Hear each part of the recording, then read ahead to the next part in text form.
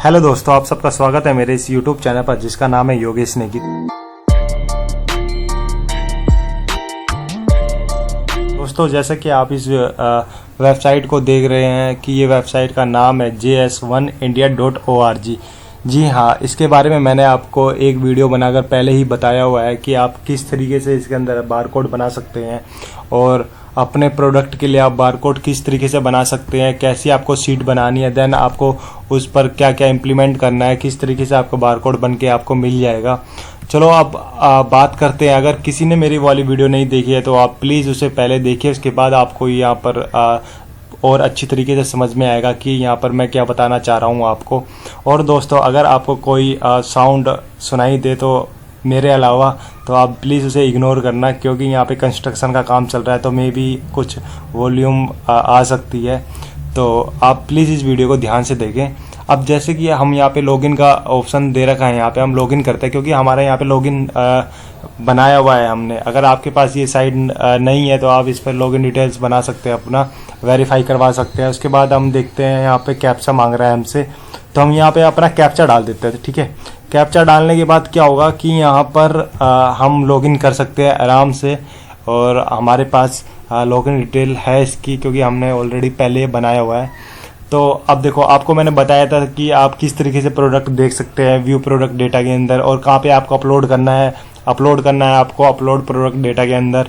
ठीक है, अब हम बात करते हैं जो हमने प्रोडक्ट अपलोड कर दिया है, अब हमें उसके टाइटल में चेंज करना है, या अब उसके एमआरपी बढ़ गई है तो हमें बारकोड में एमआरपी ज़्यादा दिखानी है या कम दिखानी है, किस तरीके से हम वहाँ पर एडिट करेंगे।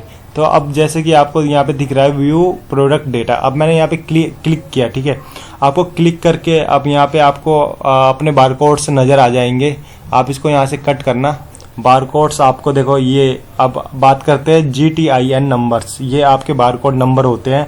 और जैसे कि आप अपने कपड़ों क्लॉथिंग में अपने कपड़ों पे देखते हैं, आपके जो ब्रांड नेम होता है उसके नीचे बारकोड होता है जहाँ से स्कैन होता है। तो आप जैसे बारकोड स्कैन करोगे वहाँ पर आपको प्रोडक्ट नेम और आपको पूरा उसका साइज़ और क्या क्या उसका MRP आपको पूरी डिटेल मिल जाएगी। तो यहीं से ही वो सारा प्रोसेस होता है। और अगर आप देख रहे हैं यहाँ पे कि यहाँ पे प्रोडक्ट नेम है, दुपट्टा है, स्टेटस है, और यहाँ पे एक्टिवेशन डेट है।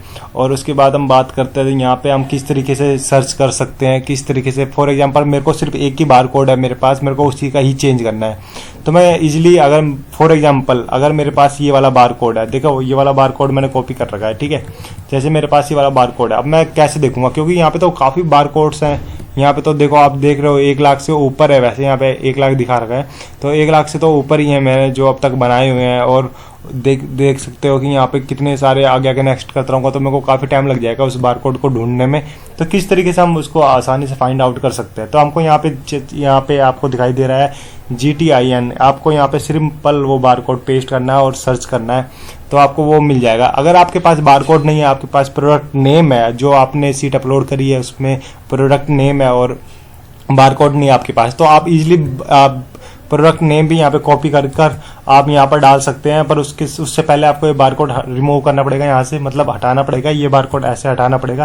देन उसके बाद आप यहाँ पे कॉपी करके आप सर्च कर सकते हैं, तो आपको यही ओपन हो जाएगा। ठीक है, उसके बाद हमने ये ओपन किया। ओपन करने के बाद आप देखो, आप यहाँ पे एडिट का ऑप्शन आपको दिखाई दे रहा है, आर्टिकल के बगल में एडिट का ऑप्शन है। एडिट किया हमने, एडिट के अंदर हम जैसे ही अंदर एंट्री होती है तो उसके बाद हमें क्या करना है, उसके बाद हमें देखना है कि ब्रांड नेम, अगर आपके पास ब्रांड नेम आपका दूसरा है, आप इसी कोई दूसरा ब्रांड नेम रखना चाहते हैं तो वहाँ पे ऐड ऑन कर सकते हो। यहाँ पे ऐड ब्रांड नेम का ऑप्शन है तो आप ब्रांड नेम ऐड कर सकते हैं। यहाँ पे प्रोडक्ट नेम देखो आपका टाइटल्स होता है, तो टाइटल क्या आपका देखो यहाँ पे वुमेन है, ड्रेस है, आपका स्टाइल कोड है, आपका कलर है, एंड देन आपका साइज है।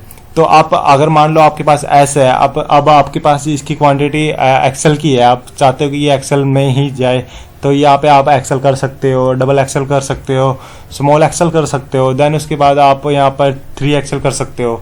और उसके बाद आते हैं हम नीचे, यहाँ पे आप ये प्रोडक्ट बारकोड है आपका, और ये आपका बारकोड के जो आगे के स्पेसिफिक नंबर है ये आपके रहते ही हैं, इसके बाद ही चेंज होता है। देन उसके बाद आप यहाँ पे कैटेगरीज में भी चेंज कर सकते हो, कैटेगरी को आराम से। अगर आपको मेंस की में जाना है, मेंस की में जा सकते हो। अगर आपको किड्स में जाना है किड्स में जा सकते हो। अब उसके बाद हम यहाँ पे सब कैटेगरी की बात करते हैं। सब कैटेगरी में भी आप चेंज कर सकते हो। मैन के अंदर आपको अगर कुर्ता के अंदर जाना है कुर्ता के अंदर जा सकते हो इजीली। इस तरीके से आप प्रोडक्ट डिस्क्रिप्शन यहाँ पे ड्रेस है, आप अगर आपके पास कुछ और प्रोडक्ट डिस्क्रिप्शन है वो भी डाल सकते हो, कोई प्रॉब्लम नहीं है।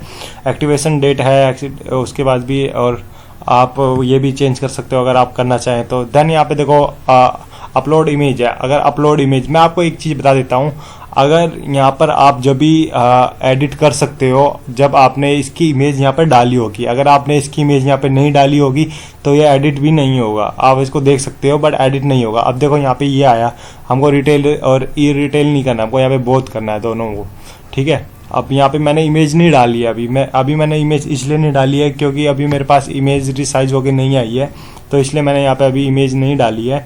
और उसके बाद हम बात करते हैं यहाँ पर किस तरीके से, देखो आपको दिखाता हूँ।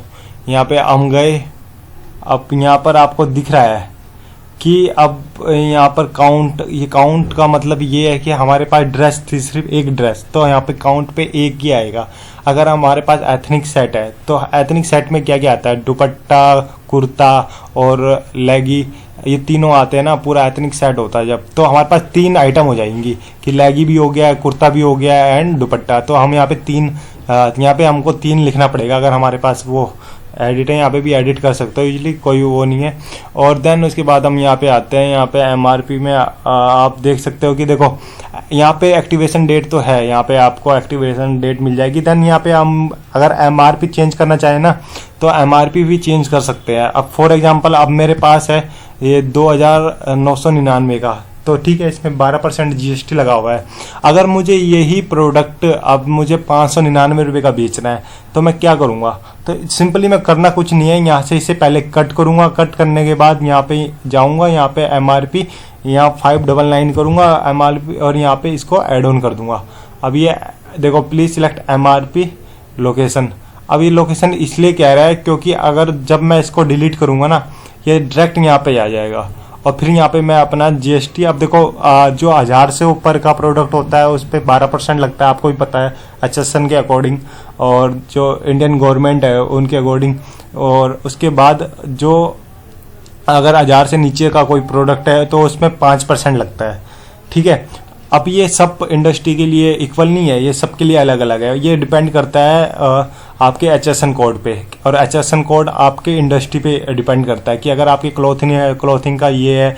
अगर आपके पास फॉर एग्जांपल कोई गैजेट्स है, गैजेट पे अगर आप बारकोड बना रहे हैं तो उसका अलग होता है HSN, और उसकी MRP भी अलग से होती है, उसके ऊपर जो टैक्स लगता है वो भी अलग होता है।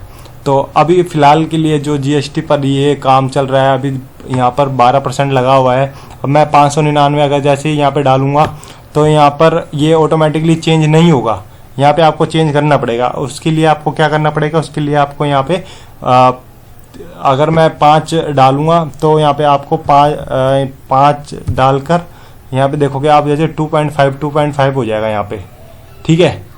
अब ये आपके CGST और SGST ये आपके दोनों इक्वल हो जाएंगे। और उसके बाद आप यहाँ पे आगे नेक्स्ट कर सकते हो, और नेक्स्ट करने के बाद तो ये पब्लिक आप कर सकते हो। अदर एट्रीब्यूट्स के अंदर कुछ नहीं है, उसके अंदर भी आप जा सकते हो वैसे, पर आपका जो मेन चेंज करने की चीज़ है वो यहीं पे है। उसके बाद आप जैसे भी देखोगे, अब यहाँ पे MRP के अंदर आने के बाद आप सिंपल, आपको कुछ नहीं करना है, आपको यहाँ पे सिंपल पब्लिश करना है। तो आप यहाँ पे ऐसे इस तरीके से एडिट कर सकते हो आप बहुत सारी। अब इसमें एक प्रॉब्लम ये रहेगी कि अगर आपने गलती से, फॉर एग्जांपल आपने गलती से 15 या 16 या आपके पास 20 है, आपको 200 की MRP चेंज करनी है, तो ये एक ही साथ नहीं होगी। अगर आप एक साथ करने की सोचोगे तो एक साथ नहीं होगी। इसमें बस यही प्रॉब्लम आएगी आपको कि अगर MRP चेंज करनी है या कुछ भी एडिट करना है तो उसके लिए आपको मैनुअली एक पर काम करना पड़ेगा, एक बार कोड पे एडिट करना पड़ेगा इस तरीके से। और एडिट भी आप जब कर सकते हो जब आपने यहाँ पर ऑलरेडी इमेज पोस्ट अपलोड की हुई है। अगर आपके पास इमेज नहीं है और आपने इमेज अपलोड नहीं करी हुई है तो आपको एडिट नहीं होगा इसमें। और मैं अपनी नेक्स्ट वीडियो जब लाऊंगा इस पर JS1 पर, तो मैं आपको बताऊंगा कि आप किस तरीके से इमेज अपलोड कर सकते हैं और आपको इमेज अपलोड करने के लिए क्या क्या इसका साइज होना चाहिए इमेज का और किस तरीके से रीनेम होना चाहिए। रीनेम में आपको मैं बता देता हूँ, रीनेम में कभी भी प्रोडक्ट नेम नहीं आएगा इमेज पर, और या 1 2 3 4 ऐसे हम कैसे इमेज अपलोड करते हैं ना, तो वो भी नहीं आएगा। उसके अंदर क्या इंक्लूड होना चाहिए, किस तरीके से वो यहाँ पर आकर एक एक करना है या बल्क में करना है, तो ये सारा मैं आपको उस वीडियो में बताऊंगा। और अगर आपको ये वाली वीडियो अच्छी लगी तो वीडियो को लाइक करें, अगर चैनल पर नए हैं तो चैनल को सब्सक्राइब करें, और अगर इसमें आपको कोई प्रॉब्लम आए तो आप प्लीज़ कमेंट करके आप मुझे बता सकते हैं, मैं आपकी हेल्प ज़रूर करूँगा। और thank you so much for watching.